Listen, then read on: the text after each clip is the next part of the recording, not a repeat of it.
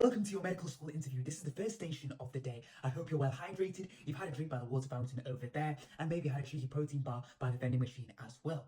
Before we get started, I hope you're well. I'm going to be asking the first question, which is, do you understand the advantages and disadvantages of problem-based learning? And please, can you articulate them to me? Thank you. You can answer me when you feel free to do so. Problem-based learning, yeah. What on God's green earth is problem-based learning? I already have enough problems in my life. All right, boys, we're gonna compensate. We're gonna make something up. We're gonna waffle. We're gonna smash this. Come on, let's go. Okay, so problem-based learning entails having a problem and then having the mental capacity and fortitude to be able to annihilate that problem. So therefore, the cumulative total of problems in the world reduces. So I make the world a better place. I become a good Samaritan, and people love me. I help people. People love me. Win-win situation. Hence, it's an advantage.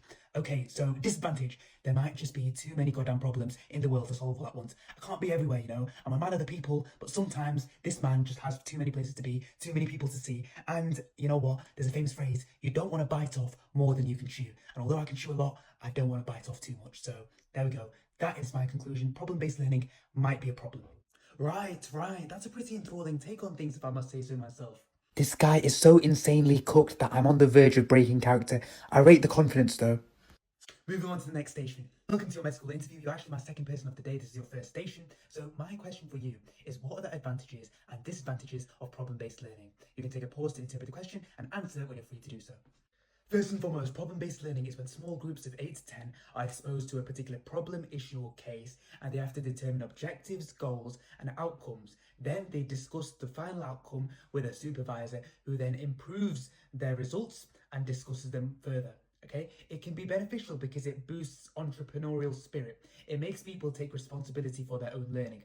However, the disadvantage is that it can be hindered if someone's working either too quickly in the group or too slowly. For example, if someone's lazy, that's going to hinder the group's learning objectives and bring everyone down because of the work ethic. Okay, what else? So it may not be as effective as lecture-based learning in terms of how much knowledge you gain in the second that you obtain the knowledge. However, in the long term, research shows that in 18 months after you've learned the stuff, in terms of long-term retention, problem-based learning is actually more beneficial because you've actually understood rather than memorized, and you've conversed with other people. This conversing with other people might also replicate medicine better because you converse other things with a multidisciplinary team of physiotherapists, nurses, consultants, so it might be more replicative of the NHS working environment. What else? So it also enables collaborative teamwork. It replicates the communication and leadership skills that you will require. And it also gives a more practical approach to medicine that some people will very much look forward to. However, on the other hand, for those that prefer something more academic,